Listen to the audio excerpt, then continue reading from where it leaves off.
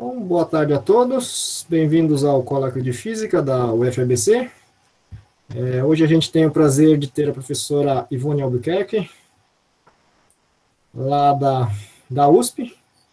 Então, ela fez doutorado, se doutorou também pela USP, e passou vários anos nos Estados Unidos, incluindo Universidade lá em Berkeley, Chicago, Fermilab, e aí voltou ao Brasil e está na USP desde então. E a área de pesquisa dela é em física de partículas, astropartículas, e ela vai falar para a gente sobre essa área da matéria escura. Então, por favor, Ivone, obrigado pelo convite. Tá, então, vocês estão me escutando? Sim.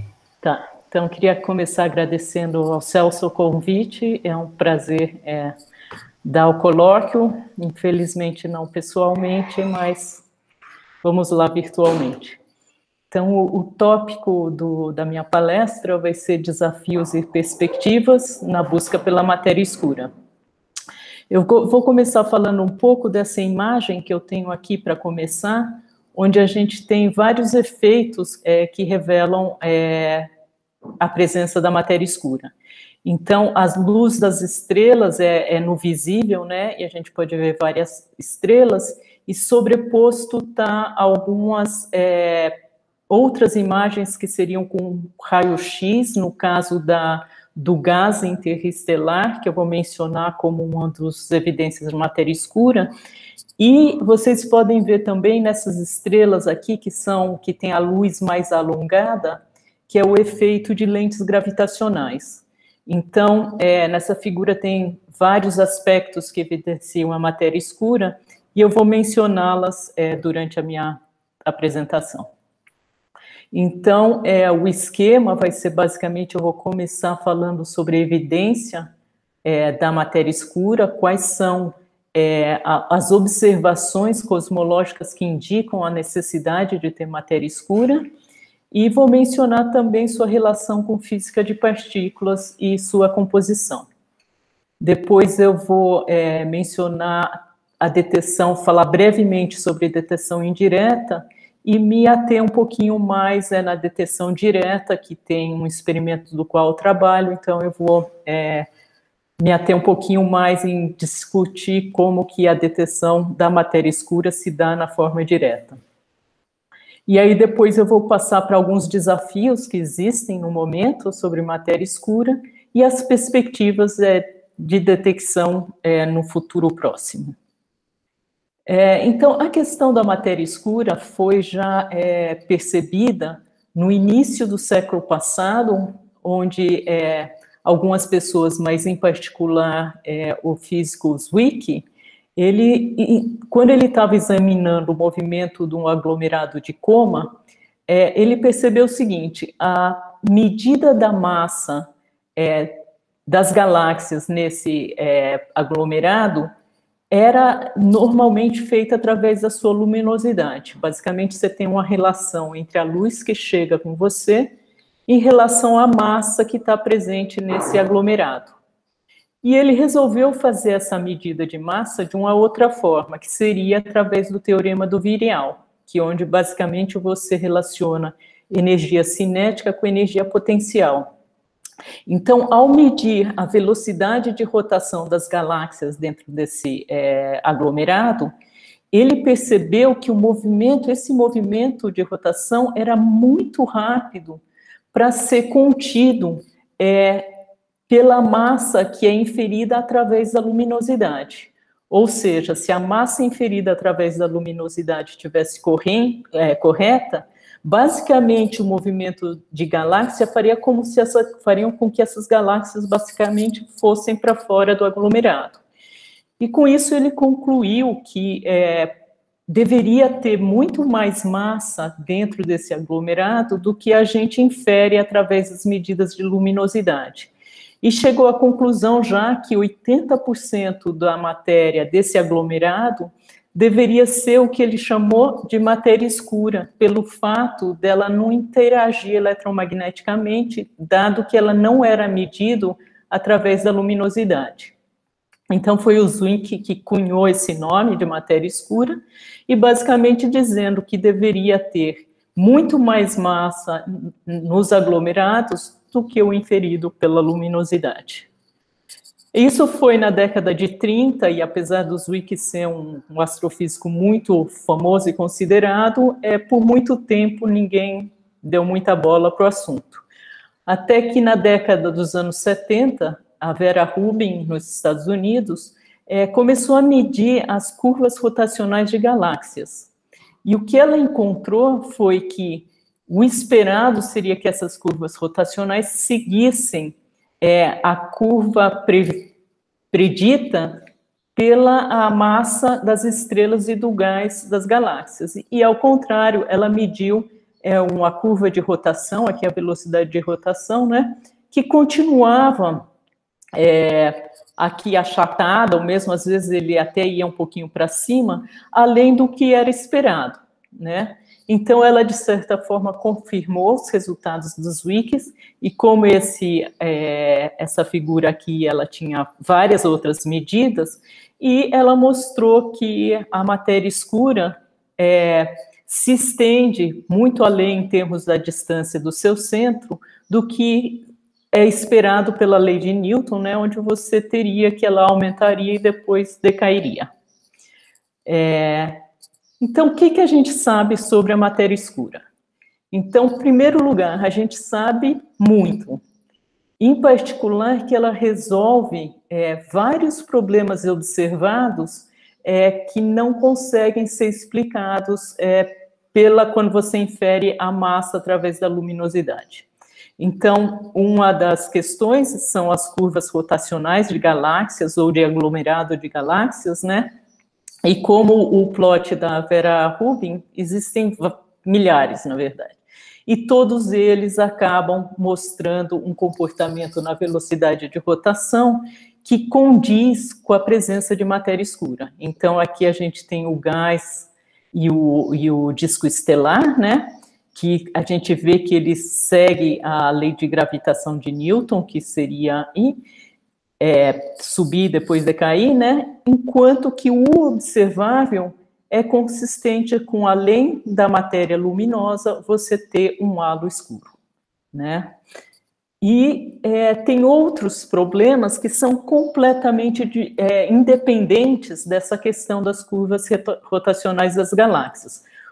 Um deles é o efeito de lente gravitacional, que foi previsto por Einstein, né, e que foi medido muitos anos depois, que é basicamente a ideia de que se você tem a luz vindo, por exemplo, de uma galáxia distante, e essa luz passa, para chegar no observador, ela passa por outras galáxias, um aglomerado de galáxias, pelo efeito previsto por Einstein, a trajetória da luz vai ser curvada, certo? Você vai ter um efeito da matéria na trajetória da luz e ela se curva. Então, são esses raios, aqui uma imagem de lentes gravitacionais fortes, e você pode ver nesses arcos aqui esse efeito da curvatura na trajetória da luz.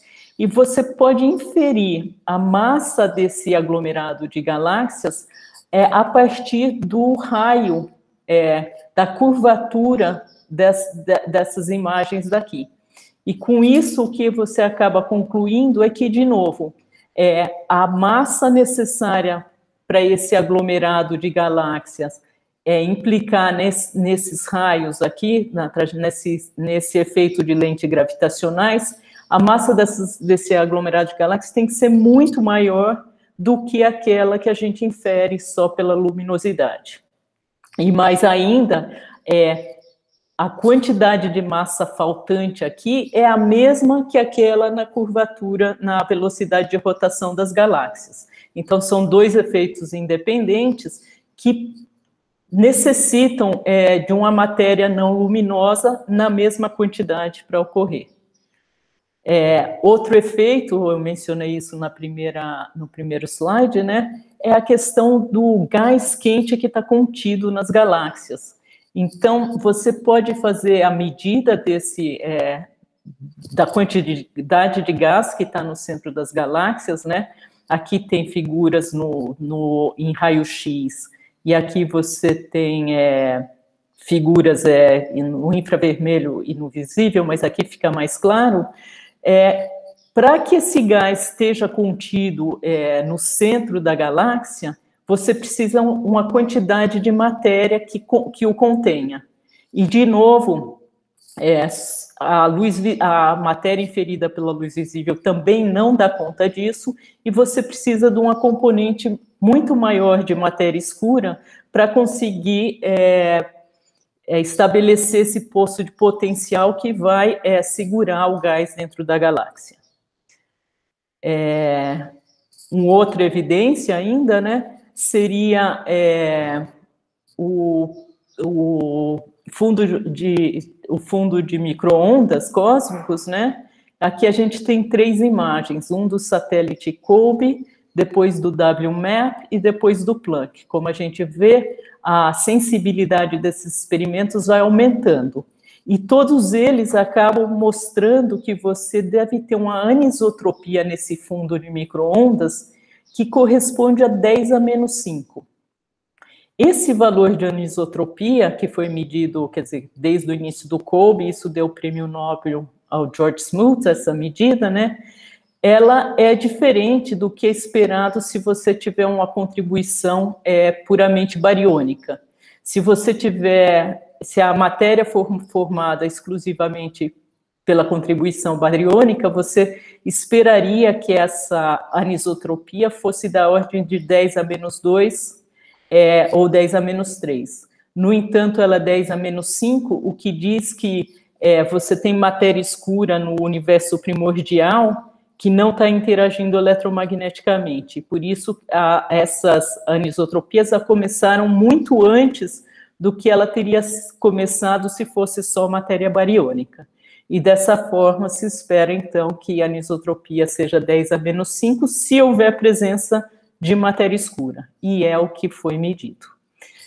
Então, são várias observações, né, e todas elas independentes, e uma das observações em ordem de observados, né, mais recentes, é o que se chama de Bullet Cluster. Bullet Cluster foi o primeiro evento desse tipo.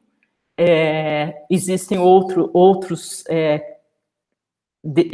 eventos desse tipo, que basicamente é que quando 2 aglomerados se chocam, eles passam, se encontram, tem essa colisão e eles continuam. E isso aqui é considerado como evidência direta de matéria escura. Tem um videozinho aqui, mas o vídeo não vai funcionar em PDF, mas basicamente o vídeo seria a colisão desse aglomerado com esse aglomerado, então você vê eles passando um pelo outro, e o que se espera é que nessa colisão, a matéria escura, como ela não interage eletromagneticamente, ela vai passar como se não tivesse colidido, enquanto as estrelas e o gás quente vai colidir. Então, você vai acabar com... depois da colisão, você vai acabar como algo como representado nessa figura, onde as cores são sobrepostas. Mas aqui a gente tem no centro o que foi medido em raio-x pelo Chandra, e em verde a gente tem a distribuição de massa medidas por lentes gravitacionais fracas, nesse caso. Então, com isso, se você pegar essas linhas verdes e o centro dela, depois da colisão, você deve ter que a parte mais massiva estariam nesses 2 pontos, implicando que a maior parte da massa nessa colisão atravessou sem colidir e acabou concentrada distante do centro, enquanto as estrelas e o gás colidiram e ficaram mais presentes aqui no centro da colisão. Então, esse efeito é exatamente o que é esperado por matéria escura, que ela passe e não colida.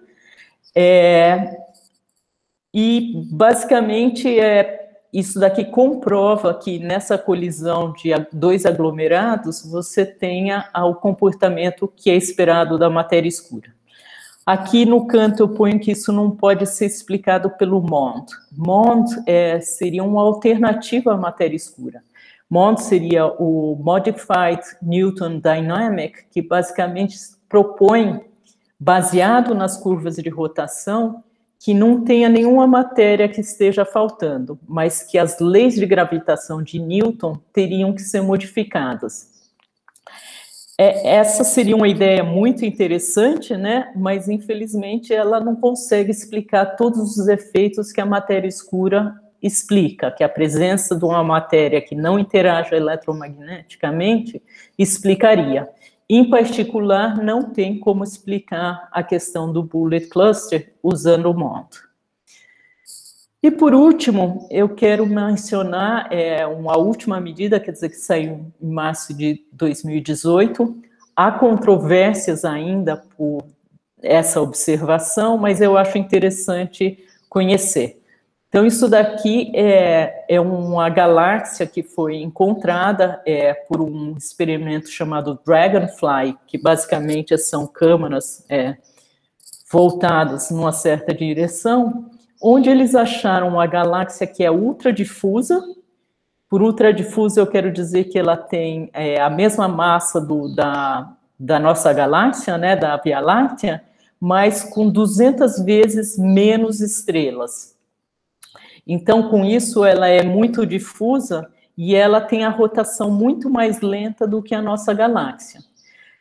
Quando eles acharam esse grupo Dragonfly, que é coordenado por um grupo da Yale University, eles compararam as medidas deles com outras medidas do Sloan Digital Scale Survey, do Observatório Keck, que é no Havaí, e, enfim, conseguiram, então, mapear e medir as velocidades de certos objetos dentro desse aglomerado. E eles chegaram que a massa inferida pela curva rotacional é a mesma massa inferida pela luminosidade, ou seja, nesse caso, você não teria massa faltante, você teria que essa razão aqui é 1. Então, por mais contraditório que pareça, a presença dessa galáxia acaba sendo mais uma confirmação da matéria escura.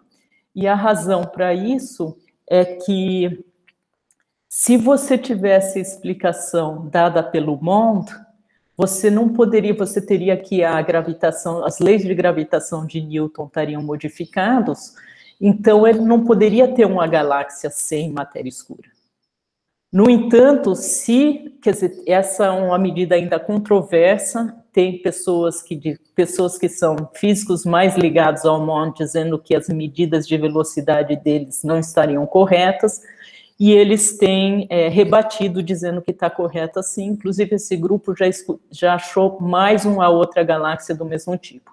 Então é um resultado controverso, mas se for provado que de fato eles estão certos, eles mostram que a matéria escura não necessariamente está acoplada à matéria bariônica, como também que se você pode ter uma galáxia sem matéria escura, o MOND estaria completamente errado.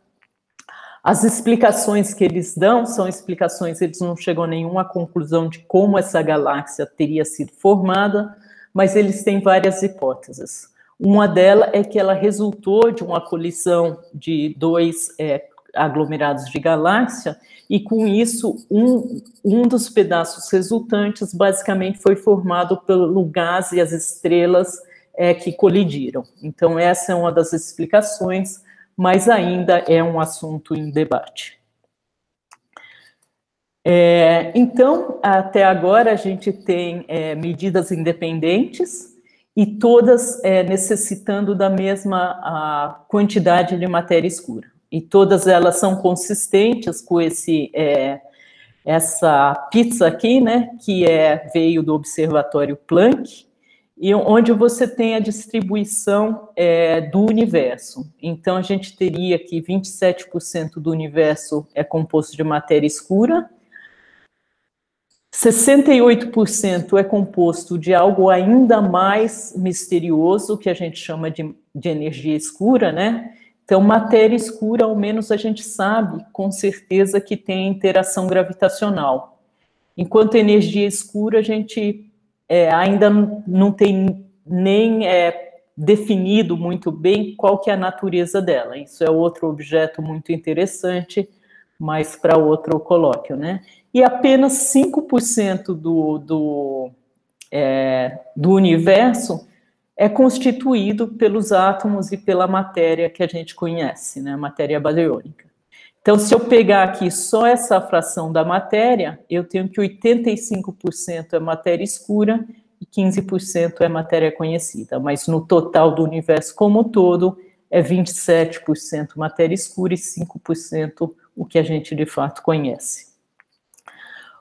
Então, o que mais que a gente sabe sobre matéria escura? A gente sabe, já teve experimentos tentando achar matéria bariônica, tipo estrelas escuras, e esses experimentos eram chamados MACHOS, e que não conseguiram achar. Então, a gente sabe que a maior parte dessa matéria é não bariônica, além de não interagir eletromagneticamente, e não consegue explicar por nenhuma das partículas do modelo padrão da física de partículas.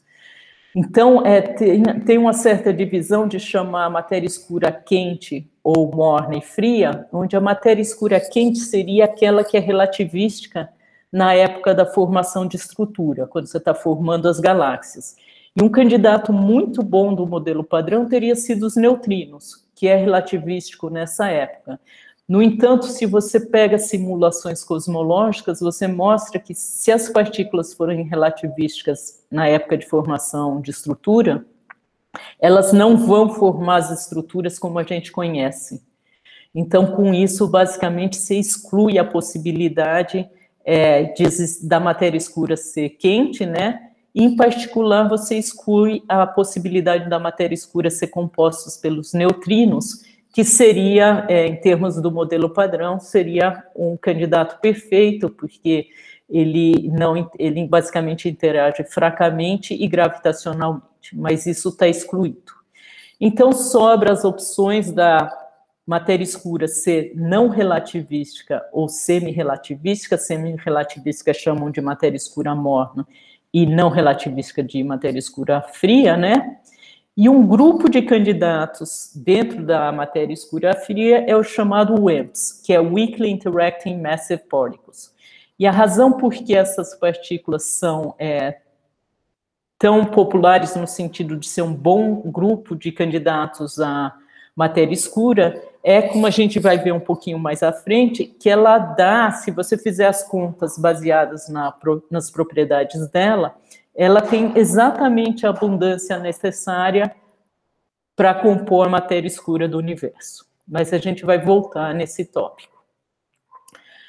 Outra coisa que a gente sabe é que ela não interage fortemente com a matéria normal. Tá? Então, se a gente considerar a matéria escura de 4 GeVs, que a massa da matéria escura é 4 GeVs para cima, né, ou mais pesada, a gente pode, tanto através da detecção direta, que eu vou falar um pouquinho mais adiante, como da detecção indireta, mostrar que ela está excluída. E a razão para isso é que se ela interagisse através da força forte com a matéria normal, ela seria muito mais fácil de detectar, né? Ela teria, por exemplo, hoje em dia, se você tem a matéria escura passando no seu detetor, por maior que ele seja, a probabilidade de interação ainda é muito pequena. No entanto, se ela interagisse fortemente, você ia ter várias colisões dentro do seu detetor. Então, através de resultados de experimentos de detecção direta e indireta, a gente consegue excluir essa possibilidade. Então, essas são as evidências cosmológicas, né? E o conhecimento que a gente tem. Agora, aqui na Terra, atualmente, a gente tem o LHC, né, o Large Hadron Collider, acontecendo, quer dizer, tomando dados no CERN, E, basicamente, um dos objetivos principais é testar modelos de expansão da física de partículas, né? E aí você tem vários modelos de expansão, supersimetria, Technicolor, tem uma série de classes de modelos, né? E eles vêm por um motivo que não tem nada a ver com matéria escura. Eles se propõem como extensões do modelo padrão, já na escala eletrofraca, né? Eles vêm como soluções ao problema de hierarquia do modelo padrão. No entanto, apesar deles virem com um objetivo que não tem nada a ver com a matéria escura, eles acabam fornecendo candidatos à matéria escura. A grande maioria desses modelos tem a sua partícula mais leve, estável, e que são ótimos candidatos à matéria escura. Então, com isso, as extensões do modelo de padrão de física de partículas acabam oferecendo bons candidatos de matéria escura. E com isso, você tem a junção dessas duas áreas de investigação, né, a cosmologia e a física de partículas, que acaba sendo muito rica.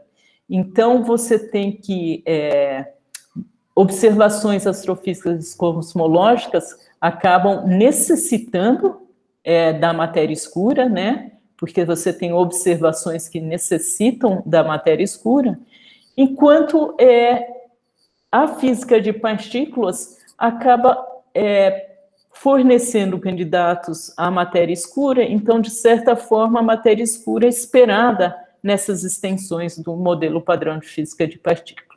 E, com isso, essas duas áreas se unem e tem uma área de investigação muito rica. Bom, eu mencionei os WIMPs, né, e basicamente no nome eles é uma classe de candidatos, né, e no nome está as propriedades deles, né, eles interagem fracamente e são massivos. Originalmente o massivos queria dizer acima de aproximadamente 10 GeVs, a massa do WIMP, né. Se a gente voltar atrás um pouquinho, a gente vai ver que todas as observações, sem nenhuma exclusão, elas são feitas através de interações gravitacionais. Então, são observações onde os efeitos vêm da interação gravitacional. Então, aqui se supõe que essas partículas, além da interação gravitacional e de não ter a interação eletromagnética, que ela também interaja fracamente. E isso aqui dá a possibilidade da gente medir, da gente detectar essas partículas. Se ela não tiver essa característica, e essa característica vem naturalmente nesses modelos de extensão, que basicamente se propõe a estender o modelo padrão na escala eletrofraca, então seria natural que ela tivesse esse tipo de interação também. Mas tem a ressalva que se eles não interagirem fracamente, com os detetores que a gente tem até o momento, a gente não iria conseguir detectá-los. Mas a razão por que os WIMPs são tão populares é que se você considerar a seção de choque de aniquilação no universo primordial, que é compatível com medidas da anisotropia do CMB, etc., você tem um valor que implica que quando você for calcular a abundância necessária de matéria escura, ele vai te dar exatamente a abundância que é necessária devido às observações que eu já mencionei. Então, por isso que eles são tão populares. Bom, então, existe um grande esforço de detectar essas partículas, né? Apesar de estar muito evidente a presença dela, a gente desconhece qual que é a composição da matéria escura. E tem todo um movimento para tentar fazer essa detecção. Então, tem 3 tipos de possibilidades de detecção. Um é quando você colide matéria conhecida, né? Aqui vem de Standard Model, então, partículas já conhecidas com partículas conhecidas, e produz matéria escura. Isso daqui daria daria eventos, por exemplo, no LHC, onde você não conseguiria detectar a matéria escura e, com isso, você teria energia em momento faltante, né? Então, seria a forma de detectar a matéria escura em colisores. Outra possibilidade é a detecção direta, quando sua matéria escura, sua partícula de matéria escura interage com um átomo no seu detetor, e com isso existe um espalhamento da matéria escura, né, e do átomo, e você, através dessa análise, consegue determinar qual que é a matéria escura. E uma outra possibilidade é quando a matéria escura é capturada por algum objeto astrofísico e acaba interagindo entre ela e produzindo partículas conhecidas. Então, eu hoje vou falar um pouquinho sobre detecção indireta e vou tentar falar um pouco mais sobre detecção direta. Então, na detecção indireta, basicamente o que você tem é que, se você tem um vento de matéria escura, um halo de matéria escura, por exemplo, na nossa galáxia. Então, o movimento do sistema solar, você vai acabar tendo uma partícula de matéria escura que atravessa, por exemplo, o Sol. Poderia ser outro astro, mas eu estou pegando o exemplo aqui, o Sol. Então, quando ela passa pelo Sol, ela tem uma chance que é proporcional à seção de choque fraca, né, a uma interação fraca, de colidir com uma partícula do Sol. E veja que essa probabilidade é pequena. No máximo, ela vai colidir uma vez dentro do Sol. Se ela tiver essa colisão, ela vai ter, a sua velocidade pode ser diminuída e pode se tornar menor do que a velocidade de escape do Sol. Com isso, ela vai ser capturada dentro do Sol e, assim, vai ocorrer com várias partículas. Dentro do Sol, elas vão, pelo potencial gravitacional, ir para o centro e aí se aniquilam. Ao se aniquilar dentro do Sol, elas produzem partículas conhecidas, como os neutrinos, e os neutrinos são as partículas que conseguem escapar do Sol. As outras que são produzidas acabam ficando, perdendo energia ou interagindo de novo e não saem do Sol. Mas os neutrinos conseguem sair e vir até a Terra. E aí, na Terra, você tem a possibilidade, com telescópios de neutrinos, tipo o ICE, o Antares ou o Super-K, de medir esses neutrinos e, através da direção e de outras características, determinar se elas são produtos da aniquilação de matéria escura. Então, isso a gente chama de detecção indireta. Uma outra possibilidade é, por exemplo, você ter aniquilação da matéria escura no centro da galáxia, e essa aniquilação vai produzir um determinado número de partículas que podem eventualmente decair produzindo fótons. E esses fótons podem ser medidos também por satélites tipo o Fermilab. Então, seria outro tipo de observação indireta, e agora usando gamas que são produtos secundários da aniquilação de matéria escura. Então, aqui tem o IceCube, né, só para dar um exemplo. Então, você teria os neutrinos, e o que ele faz é que o neutrino, ao interagir, você tem a Terra como um detetor. Então, o neutrino, como ele interage através da força fraca, a probabilidade dele interagir também é pequena, mas dado o tamanho da Terra, ele pode interagir e se converter num lepton, que é uma partícula carregada. E esse lepton seria medido pelos detetores. Você tem várias fotomultiplicadoras aqui, né? Então, você poderia medir essas partículas carregadas e indicar que se ela vem ou não da matéria escura, né? Bom, eu vou passar agora para a detecção direta, e a detecção direta, a ideia seria detectar diretamente a interação da sua partícula de matéria escura, que eu estou chamando de Ki aqui, né, com os átomos do seu detetor. Então, basicamente, são colisões elásticas, né? E o que você vai medir é que, quando você tem esse espalhamento elástico, o seu átomo dentro do detetor tem um pequeno recuo. e você vai medir a energia desse pequeno recuo, né? Então, a taxa de eventos que você vai ter num experimento desse tipo depende de características do detetor e de parâmetros astrofísicos, como a densidade de matéria escura no seu halo de matéria escura e sua velocidade média, e também da razão entre a seção de choque entre a partícula de matéria escura e o núcleo, dividido pela massa da matéria escura. Então, isso aqui são parâmetros da física de partículas e esses dois da astrofísica. E com isso você pode, para cada modelo de física que você tem, determinar a sua taxa de eventos no detetor. Aqui eu dei o exemplo de um detetor com argônio, poderia ser outros tipos de núcleo. Existem vários experimentos no mundo de matéria escura, né? Esse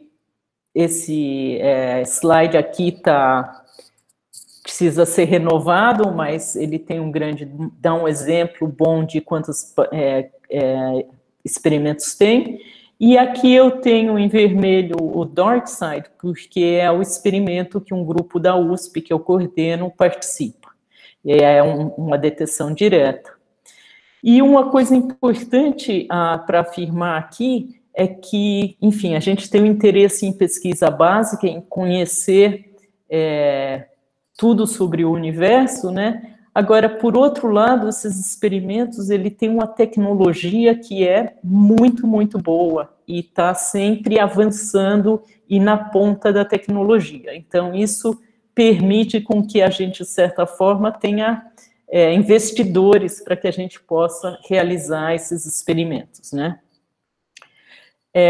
Então, a detecção direta tem vários tipos de possibilidades, tipos de medida, e o que eu vou falar hoje aqui, me ater um pouquinho mais com detalhes, é a medida de líquidos nobres em detetores de duas fases. E, basicamente, porque o experimento de que eu participo usa essa técnica, assim como os melhores resultados em matéria escura até hoje foi medida por esse tipo de detetor. Então, você tem uma câmara, que é a parte principal do detetor, que tem como alvo um líquido nobre. Então, os exemplos mais comuns de líquidos nobres que são usados é o argônio e o xenônio, né? E a ideia é que você tem aqui, na maior parte do seu detetor, esse líquido de argônio, por exemplo, e aqui em cima você tem uma região que você tem o argônio, ou se o seu detetor for de xenônio, na forma gasosa. Isso permite que você tenha dois sinais nos seus detetores. Então, vamos supor que você tenha um WAMP, certo? Sua partícula de matéria escura entrando aqui no detetor, e ela tem uma probabilidade de interagir com um dos núcleos de argônio. Vou usar o argônio como exemplo, certo? Quando ela interage com o argônio, ela vai emitir, ela vai cintilar, e você pode medir essa luz cintilante, tá? Então, você tem detetores que são ou fotomultiplicadoras ou outro tipo de detetor, tanto em cima como embaixo. Então, essa luz cintilante é medida e a gente chama esse sinal de S1. E nesse processo, você ioniza elétrons do gás e você tem um campo elétrico aplicado nesse detetor. Então, esses elétrons vão medir para cima e quando elas passarem para a região de gás, elas basicamente emitem outro sinal de eletroluminescência aqui em cima. Então, você teria um segundo sinal que a gente chama de S2. Então, esse é o princípio básico do funcionamento, tanto para argônio como para xenônio. Então, qual a vantagem de usar esses líquidos nobres como alvos do seu detetor, né? Em parte, eles eles são transparentes à luz passando por eles próprios. Então, quando você gera essa luz cintilante, essa luz cintilante passa pelo líquido sem perder, sem nenhuma perda. E a outra coisa é que você consegue distinguir os recuos nucleares dos recuos eletrônicos. E isso aqui permite a discriminação entre fundo com um evento que seria realizado por WAMPs, ou por matéria escura. E aí, é claro, quanto maior a massa atômica do seu elemento, maior a possibilidade de você ter essa interação dentro do seu detetor. Então, o xenônio, que tem um número atômico de 131, tem muito mais probabilidade de interação, basicamente você tem mais prótons dentro e nêutrons dentro do seu átomo do que o argônio. No entanto, essas técnicas são complementares, porque além do argônio ser muito mais barato, enquanto o xenônio custa 400 vezes por quilo do que o argônio tem uma vantagem que é chamada de pole shape discrimination, que é o tipo de sinal que é deixado no detetor, possibilita um tipo de discriminação entre recuos nucleares elétrons que é muito bom e só funciona pelo argônio. Então, dessa forma, esses dois líquidos aqui, né, são os mais, quer dizer, são os que são usados atualmente. O xenônio, pelo fato do A aqui ser maior, é uma técnica usada já há bastante tempo, mas o argônio provou ser também muito bom para detecção de matéria escura. Então, dessa forma, eu considero que eles são complementares entre si. Aqui está um gráfico que dá a energia de recuo em QeV. Para cada um, então, em azul você teria xenônio, em vermelho você tem argônio. Você tem um ponto que o xenônio, apesar de ter um número atômico maior, o fator de forma da interação acaba atuando e ele acaba aqui, a partir de uma energia de recuo um pouco mais alta, você teria que o argônio tem vantagem nessa medida. Então, essa discriminação através da forma do pulso que eu mencionei, que é muito boa só para argônio, é o fato de que você tem, a luz cintilante, quando você tem a interação, essa luz cintilante pode ser medida em dois canais. Um canal que é mais longo e um canal que é mais curto. Então, vocês podem ver nesse gráfico aqui que o recuo nuclear é bem mais curto, ele privilegia o decaimento nesse tempo mais curto, enquanto o recuo eletrônico privilegia esse tempo mais longo. E com isso você tem que a fração do seu sinal dentro de um certo intervalo de tempo, que no experimento do DarkSide que a gente realizou era 90 nanosegundos do pulso. Então, para o recuo nuclear, a maior parte do seu sinal está contido nesse tempo. Enquanto para o elétron, você tem parte do sinal que leva mais tempo do que esses 90 nanosegundos. Então, com isso, quando você põe o evento de de cintilação, que a gente chama de S1, em função desse parâmetro F90, você pode separar muito bem os recuos nucleares dos recuos eletrônicos. E com isso você consegue limpar, então isso aqui são dados reais do DarkSide 50, né? E você consegue separar todos esses eventos de baixo, né? E você fica aqui com os eventos nucleares. Então aqui o seu fundo seriam nêutrons em relação à matéria escura. Mas isso aqui é uma técnica de separação que só pode ser feita com argônio. Então, o programa do DarkSide, ele começou, quer dizer, com o DarkSide 10, que era só para ver se funcionava. Os dados que o experimento tem agora veio com esse detetor aqui, que é o DarkSide 50, que tinha 50 quilos. Então, os resultados que eu vou te mostrar é argônio com 50 quilos.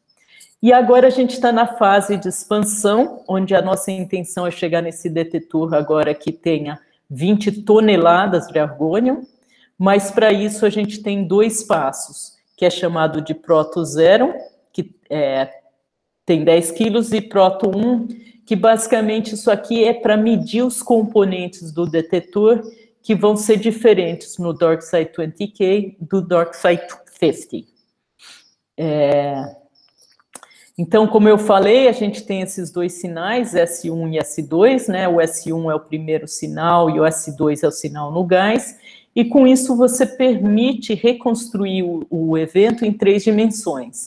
Essa diferença de tempo entre os sinais te dá a posição Z de profundidade no detetor, e aqui em cima você vai ter as posições onde a luz foi medida nos detetores, nas fotomultiplicadoras aqui em cima, que vai te dar a posição X e Y, certo? Então, essa forma de fazer a medida, e além de tudo, a gente usa esse Pool Shape Discrimination para discriminar eventos de recuo nuclear dos eventos de recuo eletrônicos. Então, o que eu quero dizer com recuos eletrônicos e nuclear? Basicamente, você tem interações onde a partícula que está colidindo com o seu átomo vai interagir com o núcleo do átomo, certo? E aí você vai ter um recuo nuclear. Essas partículas são basicamente nêutrons e a matéria escura. E eles têm um tipo de cinemática que são exatamente a mesma. Então, faz parte de todos esses experimentos serem background free, no sentido de garantir que esses nêutrons são conhecidos. E os experimentos que a gente tem hoje estão chegando nesse limite. E os elétrons são basicamente quando você tem, no fundo, elétrons e gamas, né, que interagem com o elétron do seu átomo, né, e produzem esses recuos eletrônicos, e como eu falei nos slides anteriores, não é difícil distinguir esses 2 tipos de recuos. Então, o que a gente faz para se livrar dos nêutrons? Basicamente, esse aqui é o esquema do DarkSide 50, que foi esse experimento que já tem resultados. Aqui no centro, você tem a TPC, que é esse detetor líquido e gasoso que eu acabei de mencionar, e aí você põe ele envolvido nessa esfera num líquido cintilante. E por que a gente faz isso? Porque os nêutrons interagem fortemente. Então, a probabilidade dele interagir fortemente nesse veto constituído de cintilador líquido e na TPC é muito grande. E com isso você consegue se livrar de grande parte dos nêutrons. E aqui fora você tem um detetor Cherenkov com águas, né, e fotomultiplicadoras em volta, e esse detetor externo aqui é para dar conta de se livrar dos raios cósmicos que entram. Isso aqui está embaixo de uma montanha, está no Gran Sasso, na Itália, né? Então, você teria tanto a montanha como todo esse detetor para se livrar dos raios cósmicos, que incluem nêutrons, né? Então, essa é uma ideia geral. Então, no final da nossa busca, o que a gente tem é o sinal S1 aqui, em função desse parâmetro que eu acabei de descrever, o F90. Essa parte aqui, isso aqui são dados reais, isso aqui é tudo interações, recuos eletrônicos, que não interessa, e a matéria escura era esperada nessa região aqui, onde a gente tinha todos os nêutrons controlados e não esperava nenhum nêutron. Então, no fim, a gente mediu isso e não foi encontrada matéria escura, mas com isso você pode pôr um limite. Então, esse gráfico aqui é baseado em 539 dias de detecção, foi publicado em 2018. Então, com isso, a gente forma esse gráfico de exclusão, onde aqui a gente tem a massa da matéria escura versus a seção de choque da matéria escura. O nosso resultado está aqui, esse DarkSide 50, e os melhores resultados vêm desses detetores mais com xenônio, né? E só que vejam, quer dizer, o programa do xenônio é muito mais antigo e ele já tem detetores com 1 tonelada, enquanto o programa de argônio ainda tem 50 quilos, mas a gente está agora construindo para chegar nesses limites aqui. E um ponto importante que tem a ver com um dos desafios que eu mencionei no começo da palestra é que esses gráficos, em geral, vêm até 10 GVs por cento. Então, que a massa da matéria escura seja de 10 GVs por C quadrado. E isso é um dos desafios, porque esse gráfico agora apresenta a mesma coisa, né? A seção de choque pela massa da matéria escura, e em linhas sólidas você tem os resultados que eu acabei de apresentar. E em linhas pontilhadas aqui, você tem a perspectiva dos novos experimentos. Então, você tem o xenônio 1 tonelada, e eles pretendem aumentar o número de toneladas e vir até aqui. O DORCSide 20K pretende ter essa, quer dizer, a sensibilidade seria nessa curva vermelha aqui, certo? E você tem experimentos ainda mais futuros que chegariam até essas seções de choque de 10 a menos 49. Então, os modelos que estão excluídos são os modelos que têm massas nessa região aqui, né? E seções de choque nessa região. O WIMP seria Weakly Interacting, então você esperaria que ele estaria já, que talvez a gente já tivesse encontrado modelos que propõem a seção de choque em 10 a menos 38. Mas até agora nada foi encontrado, então é necessário preencher esse intervalo que ainda não foi testado, né, na esperança de encontrar os WIMPs nessa região aqui. Então, esse é um dos desafios. Agora, o que se propõe em termos de futuro por que não, então, lembrando, aqui é 10 GVs, por que não tentar achar WIMPs que tivessem a massa um pouco mais leves do que inicialmente esperado? Então, o esforço está sendo feito tanto em termos de modelos teóricos, como de tentar encontrar experimentos que possam vir para a região de massas mais baixas. Das classes de modelos que estão sendo propostas se chama modelos de matéria escura assimétrico, e a motivação desses modelos é que se você pegar a densidade de matéria escura sobre a densidade bariônica no universo, isso vai te dar um número, uma razão de 5. Normalmente, no modelo de WIMP padrão, ninguém dá atenção a esse número. No entanto, tem modelos sendo propostos que acham que pode ter alguma conexão que explique essa razão, certo? E isso se daria quando a densidade de matéria escura não fosse a mesma da densidade de antimatéria escura, e daí o nome modelos assimétricos. Esses modelos normalmente têm a massa do WIMP entre 1 e 10 GVs por C quadrado. Ou seja, eles estenderiam o espaço de parâmetros onde a gente está procurando WIMPs para um espaço de parâmetros menos massivo.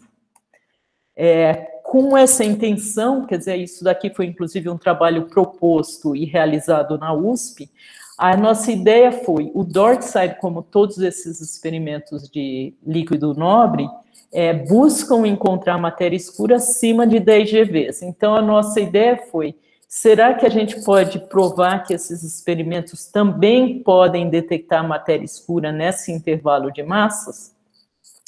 E o que a gente propôs aqui foi ser uma análise só do sinal S2. E por que isso? Porque o sinal S1 é muito baixo para essas massas. A energia nuclear da luz de cintilação, a primeira, é muito baixa e não pode ser detectável. Então, isso implica que a gente não vai mais usar essa técnica de Pulse Shape Discrimination, mas a gente tentou ver se era possível realizar essa análise. E a gente teve dois fatores, a gente pensou em dois fatores que possibilitaram isso. Um foi o seguinte, a gente percebeu que esse líquido, esse argônio líquido, ele vai sendo purificado. Só que tem alguns instantes, algum período em que você tem que limpar esse elemento purificador, que a gente chama de getter, e tem que tirar ele. Quando você tira o getter, você tem um monte de impurezas no seu detetor. Então, esses dados aqui de cima são os dados quando esse getter está desligado e sendo limpo. Você vê que aumenta o número de eventos, basicamente porque você tem impurezas no seu detetor.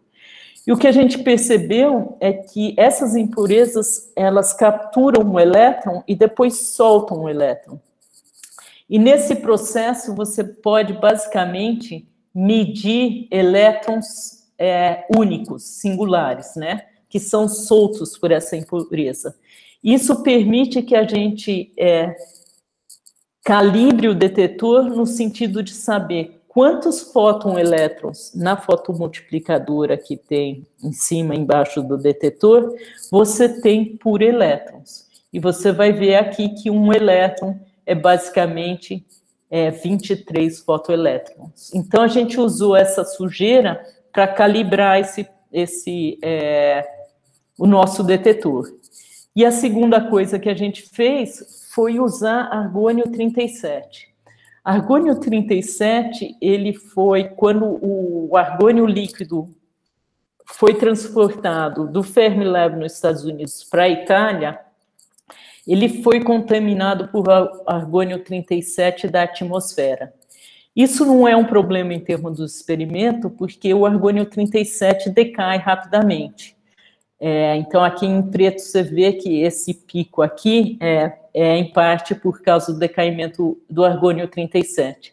E o argônio 37 tem 2 canais de decaimento, que são representados por esses picos aqui, que são extraídos desse gráfico maior.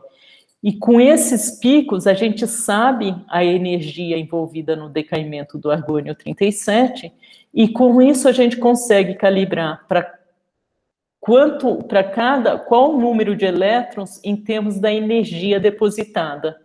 Então, nossa análise da sujeira possibilitou saber quantos fotoelétrons são produzidos por elétron em massas baixas, e esse daqui permite dizer quantos fotoelétrons relacionados com energia. Com isso, a gente conseguiu calibrar o detetor, e aí a gente tem um número de eventos no nosso detetor e compara com os modelos diferentes de matéria escura. Com isso, a gente conseguiu excluir essa região. Então, aqui tem, de novo, a massa da matéria escura e a massa no limite baixos, menor do que 10 GeVs, vezes a seção de choque.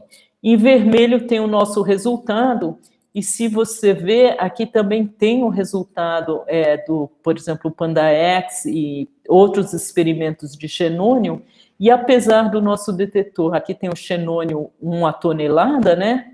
Apesar do nosso detetor ser muito menor do que os deles, com essa técnica a gente conseguiu impor os melhores limites para baixas massas. Então, isso daqui mostra que no desafio de estender os modelos que podem ser testados por esses detetores, a gente consegue ampliar esse limite para massas bem menores do que 10 GeVs. Agora, se você olhar aqui, você vai ver que essa curva se divide.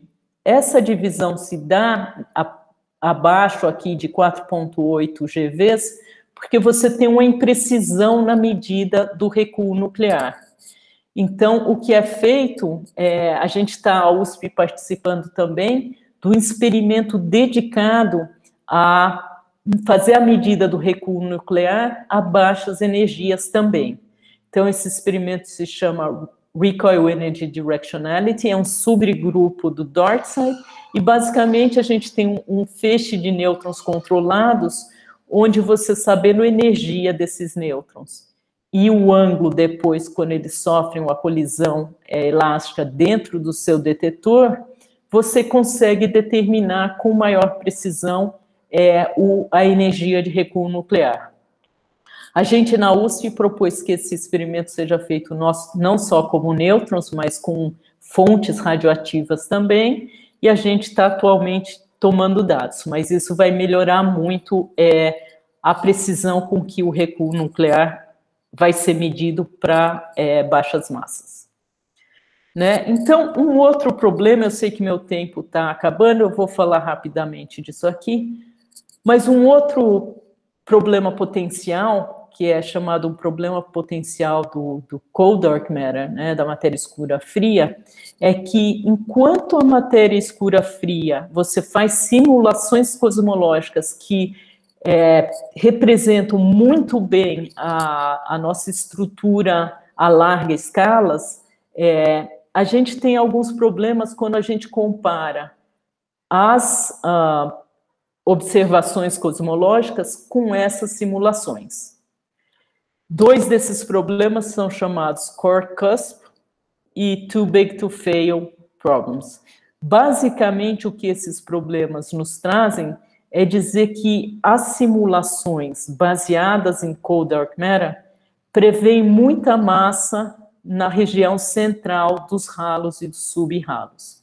Então, por isso, você teria um centro chamado, que seria mais íngreme, comparado com o centro que é medido, que é mais arredondado.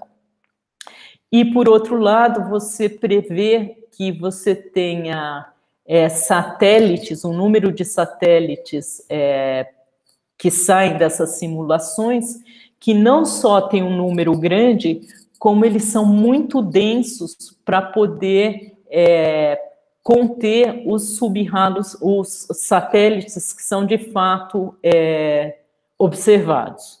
Então, esses problemas é um problema que tem várias formas de ser solucionado, e uma delas é o chamado a matéria escura autointeragente. Então, foi mostrado que esse tipo, se você adendar ao CDM, a matéria escura fria que não interagem, a característica de que ela pode autointeragir entre eles próprios, você consegue uma redistribuição de energia que resolve esses problemas. E outra coisa é que nessa redistribuição de energia também você acaba destruindo alguns sub-halos quando você faz a simulação. Então, foi mostrado que para a matéria escura, esse foi um paper originalmente do Spelberg e o do Steinhardt, mostrou que para que isso resolva esses problemas potenciais, a matéria escura tem que auto-interagir através de uma escala forte, tem que ter uma auto-interação bastante forte. E se você faz simulações que agora você inclui essas auto-interações, você você resolve esses problemas. Então, enquanto essas auto-interações ocorrem em escalas pequenas, ela não altera a formação de estruturas em largas escalas, mas ela altera essas características, não sei se dá para ver aqui é sem autointeração e aqui é com, e aqui a gente tem que o centro da galáxia está mais arredondado comparado com esse, e a mesma coisa aqui. Então, tem limites para esses parâmetros da autointeração, e um deles vem do Bullet Cluster, porque o Bullet Cluster, que é aquela colisão de aglomerados de galáxias, que eu mostrei no começo, se você tem a autointeração, a distribuição de massas vai depender desse fator também. Então, com isso, com a distribuição de massas, você pode pôr algumas restrições a esses modelos. Se você juntar essas restrições do Bullet Cluster com restrições que vêm de simulações, você pode mostrar que a autointeração de matéria escura vai ser efetiva se a razão entre a seção de choque de autointeração e a massa estiver dentro desse intervalo, né? E então, uma das coisas que a gente mostrou foi que se você tiver autointeração, você vai aumentar o número, a captura de partículas de matéria escura em objetos astrofísicos, por exemplo, no Sol, porque além de colidir com os núcleos do Sol, a partícula de matéria escura que estiver atravessando o Sol pode interagir também com a própria matéria escura que já está capturada. Isso implica que o fluxo de neutrinos vindo da autoaniquilação de matéria escura vai aumentar se existir a autointeração. Então, isso é um jeito de testar esses modelos, e a gente fez isso usando os resultados do IceCube, que é um telescópio de neutrinos, tanto para matéria escura autointeragente, quanto para matéria escura autointeragente, e que a interação entre elas depende da velocidade. Como a gente tem um trabalho também usando aí o Super Kamiokande, que é outro detetor de neutrinos. Então, com isso, você acaba diminuindo essa região, e a gente pôs esse limite aqui de cima, usando essa detecção indireta, passa a ser meio aqui, em vez de 1 centímetro quadrado por gama. Então, é isso. Por último, a gente pode mencionar, bom, e se não forem WEMPs, quais seriam um bom candidato para matéria escura? E um dos candidatos são os axions, né? Os axions são considerados WISPs, que em vez de ser Weakly Interacting Massive Particles, são Weakly Interacting Slim Particles, ou seja, seriam partículas que seriam ultra leves, né? E esses candidatos são motivados pela solução de um problema de carga-paridade, né, que chama Peccei-Quinn, e ele é também das partículas de matéria escuras que são buscadas, e um experimento que eu gosto muito chama Shining Through the Wall.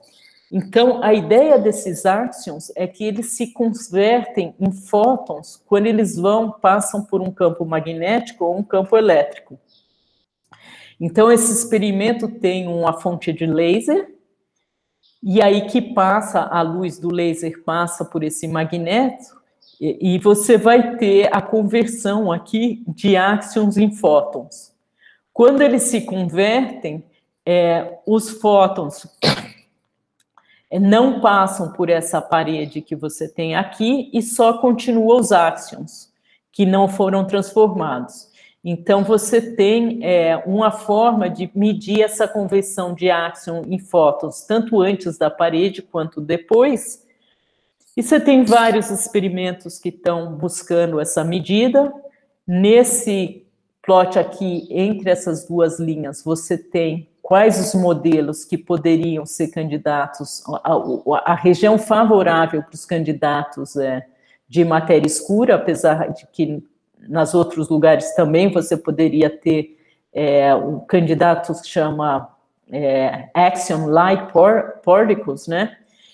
E aqui você tem o resultado mais recente, onde tem esse experimento que chama Axion Dark Matter Experiment, e que busca esses axions. Então, são os resultados. Essa curva em vermelho fui eu que desenhei em cima, é baseado nos resultados atuais dele, que estão nesse paper aqui. Então, pode ter uma imprecisão no que eu pus aqui em cima, porque eles não mostram um gráfico desse tipo. Mas, enfim, essa é a outra possibilidade, e que está sendo levantada porque esse experimento de xenônio 1 tonelada tem um excesso de eventos na região leve, de massas leves. Então, se vocês verem, esses são os dados do Xenon 1 ton, e vocês podem ver que aqui, bem no comecinho do plot, você tem um picozinho que poderia ser um sinal. No entanto, a colaboração diz que ainda não pode considerar esse pico como sinal, porque ainda tem várias hipóteses de fundo que poderiam resolver isso, mas se for um sinal, uma das possibilidades seria ser um axion.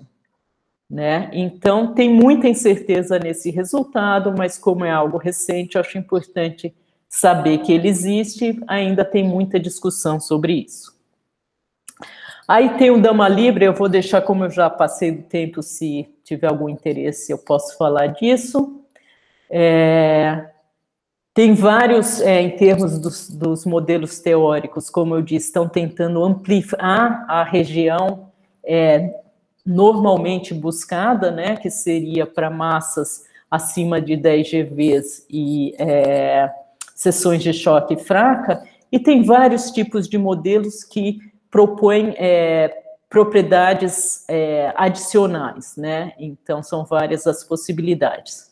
E tem vários modelos, esse em particular eu gosto bastante, do que é chamado de setor escuro, que basicamente seria um setor do universo que não tem só uma partícula da matéria escura, mas uma gama de partículas escuras, né? E elas se comunicariam com o modelo padrão através de certos portais. Então, também tem muito trabalho aqui, e aqui você tem vários modelos também abaixo de 10 GVs. Então, a perspectiva é não só no futuro próximo medir essa região do parâmetro de espaço que onde você ainda pode ter WAMPs, e isso vai ser feito por esses experimentos tanto de xenônio como de argônio, como estender as possibilidades de medida nessa região mais leve. E isso tem vários esforços nesse sentido também. Então, concluindo, as evidências para a matéria escura são robustas, né? Você tem várias observações independentes. Com isso, você acabou criando uma área comum entre cosmologia e física de partículas, e você tem cenários muito interessantes. Os WAMPs ainda são os candidatos mais naturais, e você vai cobrir, você vai testar o restante do espaço de parâmetros que existe para essa possibilidade.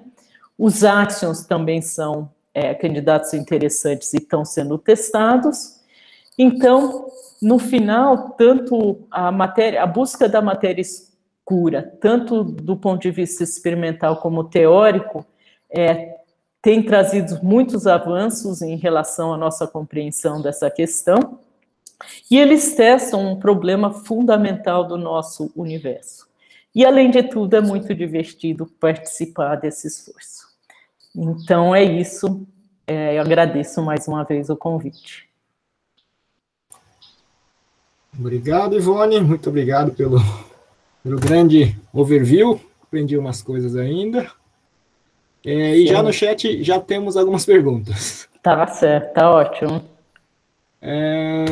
Acho que eu vou fazer 2 inicialmente, então. Acho que tem 3 já, mas eu vou fazer os 2. O primeiro o Luiz está perguntando, naquela parte do Bullet Cluster, por que a matéria escura não colide, né? Se ela interage gravitacionalmente, por que não tem uma colisão efetiva entre eles? Tá ótimo.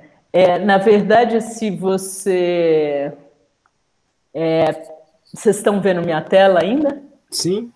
Tá. Se vocês pensarem, a interação gravitacional e a interação eletromagnética, a gravitacional é muito, muito, muito mais fraca do que a eletromagnética, certo? Então, basicamente, quando você tem essa colisão, a interação gravitacional é muito fraquinha. E acaba que a colisão eletromagnética, a intensidade da colisão eletromagnética, acho que é 10 a 36 vezes maior. Então, basicamente, essa interação gravitacional não é sentida. Ele passa um por outro sem sentir. Mas você tem alguns constraints que são dessa interação. Mas ela é basicamente quase... Se você não tiver essa autointeração, é quase como ela passa sem colidir. Agora, o que interage eletromagneticamente vai ter uma colisão com uma probabilidade muito maior. E por isso o gás e as estrelas e tudo ficam no centro. Então, basicamente,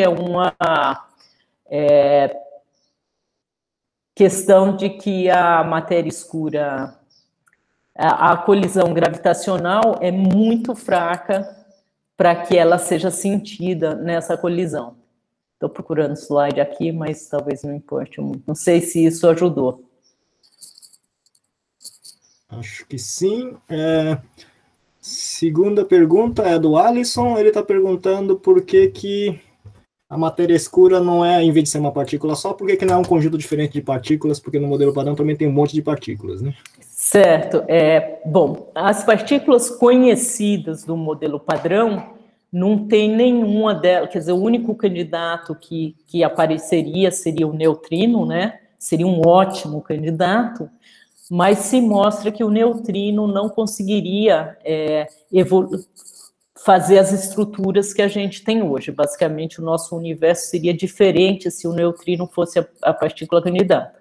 Mas, sim, de fato, sua pergunta é muito boa, porque você tem a possibilidade de ter mais do que um candidato para matéria escura. Então, você ter WAMPs, e um tipo de WAMPs e axions, mas, no entanto, você teria que ter o sinal de um deles. Então, não necessariamente você precisa ter um candidato. Inclusive, tem vários modelos que já misturam os candidatos. Então, isso não seria um problema.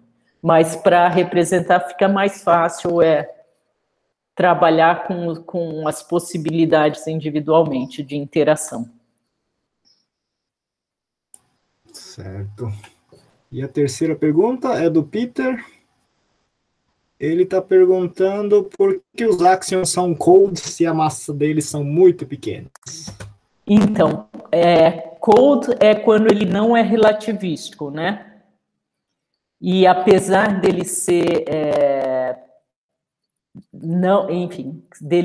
a massa dele ser muito pequenininha, ele tem, deixa eu ver se eu acho aqui a coisa que mostra, acho que eu tenho.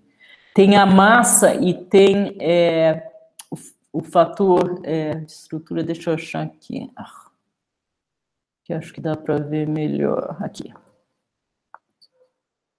Então, aqui você tem que a massa em microelectronvolts, né? Então, ela é muito pequena em relação à massa dos WAMPs, né? E você tem a constante de acoplamento, que é muito pequenininha também. Então, ela não seria um WAMP, mas seria um WISP, porque ela ainda interagiria fracamente, né? Mas ela enfim, a classificação dela, na verdade, ela não teria um comportamento como o do neutrino, porque ela tem essa conversão. Então, acho que talvez a minha resposta mais correta seja a conversão dele em fótons faz toda a diferença quando você tem formação de estrutura. Dado os campos magnéticos que existem, tanto extragaláctico seria o que mais importaria aí. Deu? Certo. Bom, o Luiz está perguntando mais coisas. Eu acho que para dar espaço para mais gente, vamos deixar para ele fazer uma pergunta só e deixar para mais gente perguntar. Tudo bem, Luiz? Pode fazer mais uma pergunta? Tem problema se eu abrir o microfone? Não, pode falar. Eu queria saber, talvez eu faça as outras perguntas depois, mas se não tiver outras perguntas, mas com essa mais recente medida que tem a tensão no H0, tem alguma modificação na quantidade de matéria escura que a gente está prevendo? Desculpa, mas eu não consegui escutar direito. Você falou com essa medida e aí eu não escutei. Com essas medidas conflitantes de H0 que tem essa tensão, seria necessário mudar nosso entendimento da matéria escura de alguma forma, a quantidade dela? É possível que isso aconteça? Tá. Medida de H0, qual seria a medida do H0? Você diz a constante de Hubble? Isso. Não. Inclusive, aqui eu acho que eu não tenho os valores. Ela muda levemente, mas não. você muda, por exemplo, quando você tinha o WMAP, deixa eu pegar esse slide que aí eu vejo o número melhor. Aqui eu tenho o resultado do Planck, né? O Planck tem, com a mudança do H0, aqui o WMAP, em vez de ter 26,8%, teria 25%. Então, efetivamente, isso vai poder mudar um pouquinho a massa, mas nada que mude os modelos que a gente está buscando. Se você olhar agora os gráficos de exclusão, tá? Isso, a massa, você vai mudar um pouquinho a massa, mas eles estão todos nesse espaço de parâmetro aqui, continuam, isso não seria... Essas curvas não vão mudar? Não. Okay. O que você poderia ter é que os modelos mudariam um pouquinho, mas muito pouco para ser problema aqui. Ok. Mas é uma pergunta interessante. Ok. Muito obrigado, então. Né? Respondeu bastante. Bom, mais perguntas?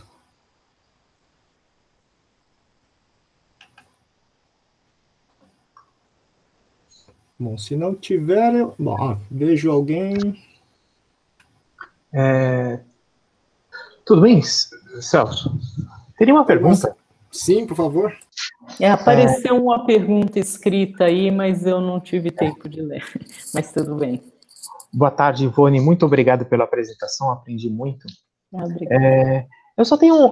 tenho várias perguntas, mas uma que ficou assim foi o seguinte. Quando você fala das interações do INPES com o modelo padrão e propõe os experimentos, Darkside, enfim, outros experimentos que você tocou, se a gente olhar as galáxias distantes, enfim, objetos astronômicos distantes e ver o que acontece no passado e ver algum tipo de alteração, a gente não teria também um parâmetro para observar esses tipos de interações entre o INPES e a matéria bariônica? Então, a gente teria que ter algum sinal que seja visível para a gente, né? Então, você busca, interessante isso, você busca, por exemplo, você tem, imagina que tem interações no centro da galáxia. O problema é que o centro da galáxia tem um fundo luminoso muito, muito forte. Então, você distinguir isso com os outros eventos é complicado, mas, de qualquer forma, a gente tem esse satélite, o Fermilab, que buscaria isso. Em termos de você ter interações muito distantes, a questão é como olhar esse sinal, né? Sim. Uma das formas seria essa através da detecção indireta, né? Que objetos astrofísicos massivos como o Sol podem capturar essas partículas e emitir partículas conhecidas. Sim, sim. Né? Agora, se a gente ficar só na interação gravitacional, atualmente seria muito difícil a gente identificar a composição da matéria escura. Sim. Muito obrigado. Respondeu, muito obrigado.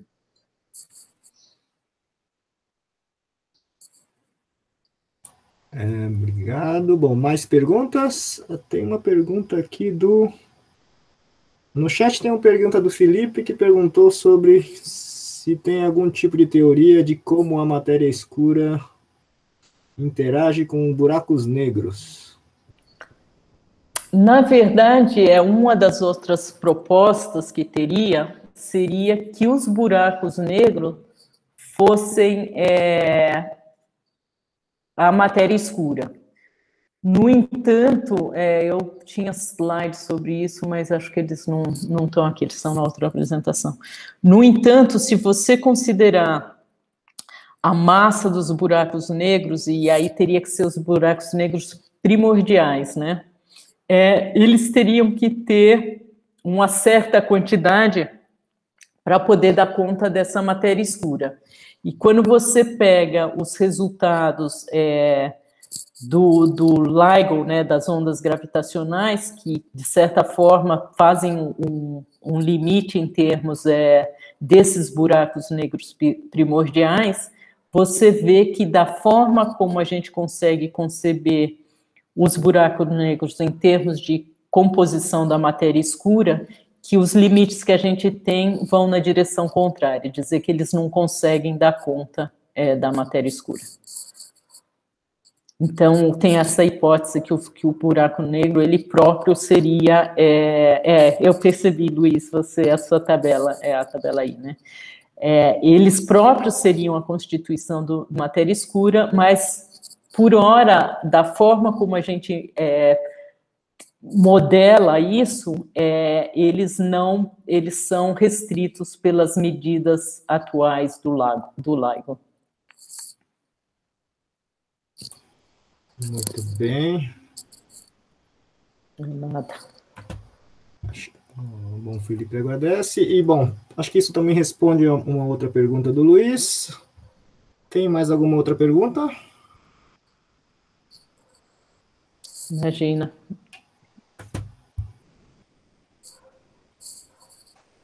Bom, então, se não tiverem, acho que agradecemos novamente. Então, obrigado pela apresentação, Ivone. Obrigada a vocês pelo convite. E continuamos nossa série de colóquios na semana que vem.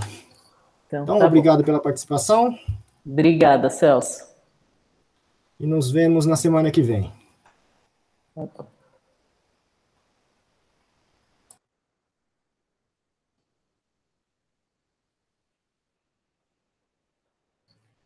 Então, tá bom, Celso. Obrigada mais uma vez. Obrigado a você, Ivone. Até. Tchau. Muito obrigado, Ivone. Obrigada a vocês. Tchau.